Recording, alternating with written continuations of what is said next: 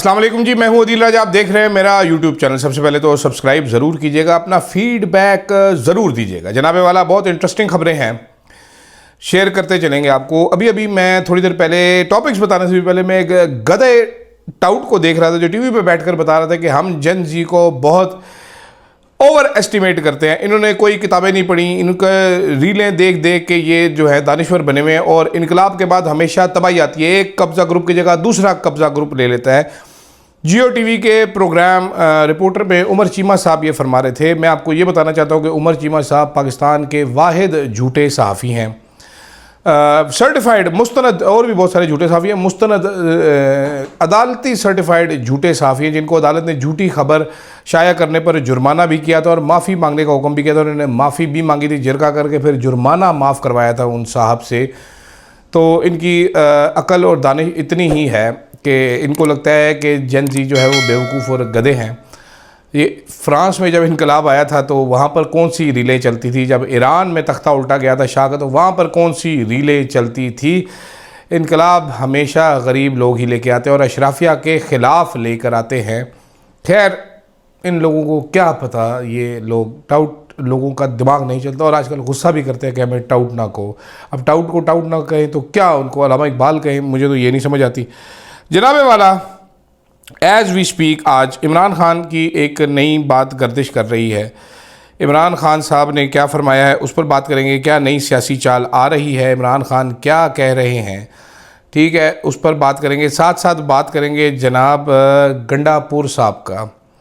गंडापुर साहब ने आज एक नई जो है वो लस्सी खोल दी है दही की, उस पर बात करेंगे। साथ साथ जनाबे वाला टिकटॉक सियासत छोड़ने का टाइम है। सीरियस एक इंसानी अलमिया जन्म ले चुका है, हो चुका है, उस पर फोकस करने की ज़रूरत है। मैं आपको ज़रा पंजाब हुकूमत की नालायकी की दास्तान जो कि मेरे तक पहुंची है, काफ़ी सारी चीज़ें आपको भी बताऊँगी, वो बताऊँगा। लेकिन सबसे पहले तो इमरान खान साहब जो है वो छक्के पे छक्का मार रहे हैं जेल से बैठकर। परेशानी हुकूमती हलकों में बहुत ज़्यादा है, आपको आने वाले दिनों में बढ़ती हुई नज़र आएगी। मैं कोई बड़ी बड़क नहीं मार रहा कि ऐसा हो जाएगा ऐसा हो जाएगा। एक अमेरिका यात्रा की खबर है, वो भी आ जाएगी चंद दिनों में, लेकिन हुकूमती हलकों में परेशानी आपको ज़रूर नज़र आएगी। अभी तक आपकी याद दहानी के लिए बताता चलूँ कि कौमी असम्बली से इमरान खान ने कोई भी, जो इमरान खान कह रहा हूँ, जो अयाज सादिक साहब जो स्पीकर साहब हैं, उन्होंने कोई इस्तीफ़ा कबूल नहीं किया तहरीके इंसाफ का, स्टैंडिंग कमेटीज़ का। आज इमरान खान साहब ने एक नया पत्ता फेंके, उन्होंने कहा सेनेट की भी सारी स्टैंडिंग कमेटी से इस्तीफ़ा दो। इमरान खान का जेल में ये कहना था कि मैं इस नाजायज़ हुकूमत को किसी भी किस्म की कोई भी लेजिटिमेसी देने के लिए तैयार नहीं हूँ। शायद यही वजह है कि सेनेट के एक इलेक्शन 2/3 मेजॉरिटी हासिल करने के लिए राना सनाउल्लाह के अलावा बाकी सब इलेक्शन कैंसिल हो गए। जहाँ पर सैलाब नहीं आया वहाँ पर भी कैंसिल कर दिए गए। सिकंदर सुल्तान राजा अपने फॉर्म 47 हाथ में लिए बैठा रह गया इस बार, क्योंकि तहरीक इंसाफ ने इनकार कर दिया है किसी भी इलेक्शन का हिस्सा बनने से। इमरान खान साहब खड़े हैं अपनी बात पर, अकड़ के खड़े हैं, अड़ के खड़े हैं। मेरी आज बात हुई, जो इमरान खान से मुलाकात हुई थी जिन लोगों की, तो इमरान खान साहब जो हैं उन्होंने बुशरा बीबी से मुतल्लिक एक इंकशाफ किया। उन्होंने कहा जी Bushra Bibi is very unwell, खड़े नहीं हो पा रही, चल नहीं पा रही और शौकत खानम के डॉक्टरों से उसका चेकअप कराया जाए। और उन्होंने केपी ऑपरेशन के ऊपर, Imran Khan is very worried कि केपी ऑपरेशन हो रहा है, ये ख़त्म कराया है। गंडापुर साहब बता रहे हैं, सनम जावेद साहिबा ने बताया है। और आपके वो कौन है, बैरिस्टर साहब कह रहे हैं जी ऑपरेशन नहीं हो रहा है, टारगेटेड ऑपरेशन हो रहा है। अच्छा जी, सोने हो, टारगेटेड ऑपरेशन हो रहा है तो वो भी बंद कराओ। फिर इमरान खान कहता है बंद कराओ है सारा कुछ। तो देखते हैं होता है कि नहीं होता। दूसरी तरफ आज हमारे प्यारे क्यूट से गंडापुर साहब जो हैं, आपको पता है मेरे फेवरेट आदमी है गंडापुर साहब। गंडापुर साहब फरमाते हैं कि जी मैं आपको एक राज की बात बताता हूँ। राज की बात यह है कि 9 मई के बाद से 3 साल होने गए, मेरा पासपोर्ट ही ब्लॉक है। अच्छा जी चौई साहब, मैं मान लेता हूँ आपकी बात सच, लॉजिकल बात है, जितनी बेवकूफ़ रजीम है इन्होंने बिल्कुल ये ब्लॉक किया होगा। लेकिन sir Gandapur sahab, my dear friend mister Gandapur, 9 मई के बाद 8 फरवरी भी आया था जब आप इलेक्शन जीत गए थे और आपने चीफ मिनिस्टर का हल्फ लिया था। ब्लू बुक के मुताबिक, as per the blue book, आपको ब्लू पासपोर्ट जारी किया गया होगा। ब्लू पासपोर्ट या हो सकता है डिप्लोमेटिक पासपोर्ट भी जारी किया गया हो। ये मेरे जहन में अभी आया है कि ब्लू जारी किया गया है कि रेड जारी किया गया है, वो देख लेते हैं हम उतनी देर में। लेकिन आपको एक सरकारी पासपोर्ट जारी किया गया होगा वो पासपोर्ट कहाँ है आपका? क्या वो पासपोर्ट भी ब्लॉक है? बताइए, क्या वो पासपोर्ट भी ब्लॉक है? आपका ऑफिशियल पासपोर्ट, आपका ओरिजिनल पासपोर्ट तो ब्लॉक हो गया होगा, लेकिन जैसे ही आप चीफ मिनिस्टर बने होंगे, as per protocol, as per the blue book, as per the rules and regulation, आपको एक सरकारी पासपोर्ट जारी किया गया होगा। ठीक है, ऑफिशियल पासपोर्ट होता है पाकिस्तान का, वो ब्लू पासपोर्ट होता है। ये chief ministers, provincial ministers, senators, MNA, high ranking जजेस को मिलता है। ये पासपोर्ट जो बनाने के लिए ऑथराइजेशन लेटर सीएनआईसी होती है और डॉक्यूमेंटेशन होती है। फिर एक होता है डिप्लोमेटिक पासपोर्ट, जो कि रेड पासपोर्ट होता है। ये किसको मिल सकता है? चीफ मिनिस्टर्स को, गवर्नर्स को, प्राइम मिनिस्टर को ये भी दिया जा सकता है। हमारे जैसे फुदू लोगों के लिए, ऑर्डिनरी लोगों के लिए होता है ग्रीन पासपोर्ट। तो एक चीफ मिनिस्टर ब्लू पासपोर्ट भी रख सकता है और रेड पासपोर्ट भी रख सकता है। इस पर आपको वीज़े की ज़रूरत भी नहीं होती बहुत सारे ममालिक के। तो प्यारे क्यूट से गंडापुर साहब, प्लीज़ माड़े की दसिए कि आपके पास आपका ओरिजिनल ग्रीन पासपोर्ट ब्लॉक है, तो ये ब्लू पासपोर्ट किस बेवकूफ़ ने ब्लॉक किया आपका? अगर ब्लू है और या रेड है, जो भी है, ये किसने ब्लॉक किया होगा? ये तो आपको 8 फरवरी के बाद मिला होगा, वो किधर गया? या अब आप ये क्लियर कर दें कि आपको पासपोर्ट मिला ही नहीं। दूसरा मेरा दूसरा सवाल आपसे कि अगर आपका पासपोर्ट ब्लॉक है ग्रीन वाला, तो आपने किस अदालत का दरवाज़ा खटखटाया कि जी मेरा पासपोर्ट खोला जाए, मैं एक सिटिंग चीफ मिनिस्टर हूँ, मैंने ट्रैवल करना है? पहले सवाल का जवाब अगर ये है कि आपके पास कोई ऑफिशियल पासपोर्ट आपको दिया नहीं गया, तो पहले तो पूछें अपने लोगों से कि क्यों नहीं दिया गया। उसके बाद दूसरा सवाल ये है कि आपने किस अदालत का दरवाज़ा खटखटाया। मैं आपको बता देता हूँ, आपने किसी अदालत का दरवाज़ा नहीं खटखटाया। अगर आपने खटखटाया होता तो कोई हमें पता होता कि आप चाहते हैं कि मेरा पासपोर्ट अनब्लॉक किया जाए। आपने कोशिश ही नहीं ऐसी की, कुछ भी नहीं किया। आप बैठ के बस सूटे मार रहे हैं मेरी तरह, तो बैठ के तो कह के ला रहे होते, वाह जी वाह बड़ा मज़ा आया, हाँ घोड़ियाँ दी वीडियोज़ देख रहे हो। मुझे पता है आपको घोड़ों का बहुत ज़्यादा शौक़ है, तो आप घोड़े रखते भी हैं, तो आप यू लाइक हॉर्सेस। जैसे मैं कुत्ते रखता हूँ तो आप घोड़े रखते हैं।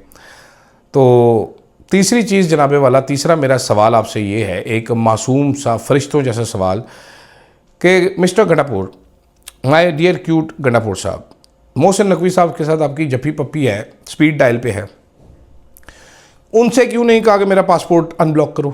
जनाबे वाला, हुजूरे वाला, आज जो इंकशाफ कर रहे हैं, इमरान खान कह रहे हैं अफगानिस्तान से बात करो, आपको जाहिर बात है हुकूमत नहीं करने दे रही, इस्टेब्लिशमेंट नहीं करने दे रही, तो मजबूरी कोई और बनाए ना। ये बेवकूफ़ बनाने वाली बात क्यों करते हैं? लतीफ़े जैसे, क्या लतीफ़े क्रैक करते हैं आप? मतलब इडियोटिक बातें होती हैं, ये बुरा लगता है कसम से। हम कोई चवल चंपू हैं?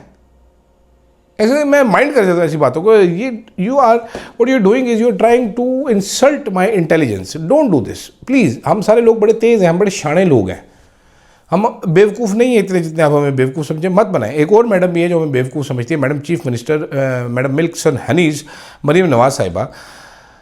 इस वक्त पंजाब में मरीम नवाज़ साहिबा जिस सूबे की वज़ीर आला हैं, जो जापान के दौरे कर रही थी जब सैलाब का चल रहा था माहौल, मरीम नवाज़ साहिबा जनाबे वाला मुकम्मल तौर पे फेल नज़र आ रही हैं। साउथ पंजाब में दे डिड नथिंग। पंजाब में, सेंट्रल पंजाब में इनकी तैयारी नहीं थी, साउथ पंजाब में इन्होंने दिखाने के लिए भी कुछ नहीं किया। साउथ पंजाब में जो रिपोर्टर्स गए हुए हैं वो बता रहे हैं कि जलालपुर पीरवाला में जो इंसानी अलमिया जन्म ले चुका है, आपको अंदाज़ा नहीं है लोग किस तरीके से फंसे हुए हैं, कितना पानी है। ये कॉमन सेंस की बात है। 3 दरिया जा रहे हैं बिफरे हुए, आगे जाके एक मुकाम पे कन्वर्ज हो रहे हैं, आपको पहले ही पता है। फिर वहाँ पर करप्शन का एलिमेंट बहुत बड़ा गालिब है कि अब तो पीपल्स पार्टी वाले भी कह रहे हैं कि कट क्यों नहीं लगाया गया, बंद क्यों नहीं तोड़ा गया। मसला सिर्फ ये है कि किधर से तोड़ते, कहाँ से तोड़ते, किसकी ज़मीन डूबती, किसकी बचती। तो इन्होंने कहा जी अवाम नो डुबो दो। कोयटा शहर के तहसील कोयटा में और तहसील मुल्तान में पानी पहुँच चुका है। सुबह देखते हैं पानी कितना और आगे जाता है, ना कोई रेस्क्यू है ना कुछ है। अब वो वड्डी मरियम साहिबा जो हैं वो हेलो मरियम को छोड़ के जा रही हैं उधर जलालपुर पीरवाला में। वो क्या करेंगी मरियम औरंगज़ेब साहिबा? वो पानी पी जाएंगी। अब जब मिसमैनेजमेंट हो चुकी है, जब सब shit has hit the fan, तो now what will she do? This is my question to you bro. आप तो हेलीकॉप्टर में बैठ के आई हैं, एक दिन हाथ लाए यूँ कि वो उंगलियाँ आप पता नहीं कैसे टेढ़ी करती हैं, वो बड़ा यार ऐसे होती है, ऐसे डिंगी सी उंगली जो होती है ना, ऐसे यूँ करके वेव, सरकारी वेव करती है, उसके बाद गायब हो जाती है।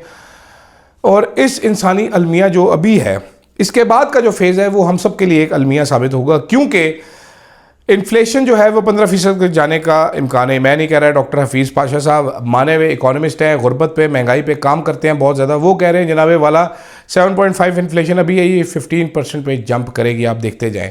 उसके बाद वो कह रहे हैं इन्होंने 3.5% ग्रोथ का टारगेट रखा हुआ था। जिस तरह हमारी क्रॉप्स हैं ये गिरेंगी, ये आधा % गिरेंगी, हमारी जीडीपी 1% गिरेगी, तो हमारी जीडीपी कम से कम 2% गिर जाएगी। बहुत तीर मारेंगे तो 1.5% ग्रोथ आएगी। 1.5% ग्रोथ का मतलब है नो न्यू नौकरी, पुरानी नौकरियां रैप अप होंगी, बेरोजगारों का अंबार लग जाएगा। उसके अलावा फूड बास्केट हमारी सारी अपसेट हो जाएगी, हिल जाएगी, हमें इंपोर्ट करनी पड़ेंगी चीज़ें, प्राइसेस इतनी ज़्यादा हो जाएंगी। आगे ही टमाटर जो 50 रुपये किलो रोल रहे थे वो 400 रुपये किलो बिक रहे हैं रावलपिंडी में। आटा किधर 160, किधर 170 बिक रहा है। चीनी पहले ही 200 से ऊपर है। तो आप अंदाज़ा लगा लीजिए कि कितना बड़ा एक महंगाई का तूफान आने वाला है। इससे ऑब्लिवियस है मरीम नवाज़ साहिबा, वो खर्चा कर रही हैं सिर्फ़ और सिर्फ अपने ऊपर। उनको ये भी नहीं समझ आ रही कि नेपो किड्स का क्या हशर किया गया नेपाल में। लगी हुई हैं, वो लगी हुई हैं, ठक्का ठक लगी हुई हैं। अब थोड़ी शर्म आई है तो तस्वीरें हटाना शुरू कर दी है, इतनी शदीद तनकीद हुई है।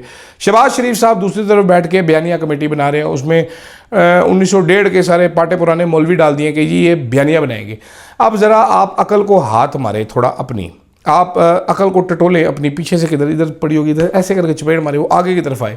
अकल से सवाल करें कि ए मेरी अकल, मेरे मुल्क में सबसे ज़्यादा तबका कौन सा पाया जाता था? अकल आपको शायद बताए कि जब 60% यूथ है हमारे मुल्क में, यूथ बल्ज है, सबसे बड़ी दुनिया की यूथ की पॉपुलेशन इधर है, जिसको जेन जी कहते हैं अब आजकल।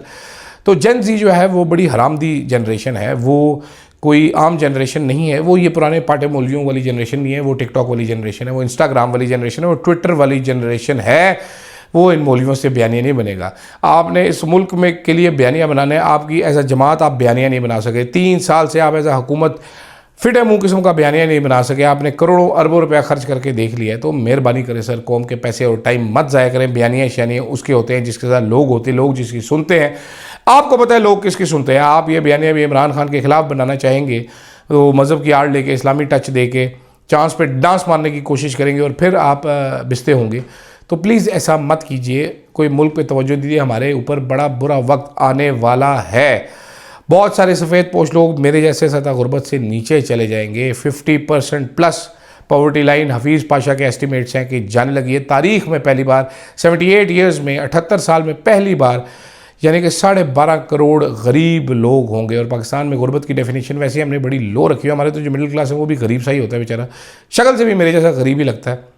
तो कोई मेहरबानी करें यार, ये निज़ाम, ये कंपनी इस तरह नहीं चलेगी आपकी। आप पावे 50 दफ़ा अमेरिका चले जाए, उल्टे हो जाए, सीधे हो जाए, दाएं हो जाए, बाएं हो जाए, कलाबाजी मार लें, आप एक टांग पे चल के दिखा दें, आप 2 मुंह वाला सांप बन जाएं, आप अजदहा बन जाएं, आप 4 पूछनों वाली लूमड़ी बन जाएं, जो मर्ज़ी कर लें, ये सिस्टम नहीं चलेगा। मुझे दीजिएगा इजाज़त। अल्लाह हाफ़िज़।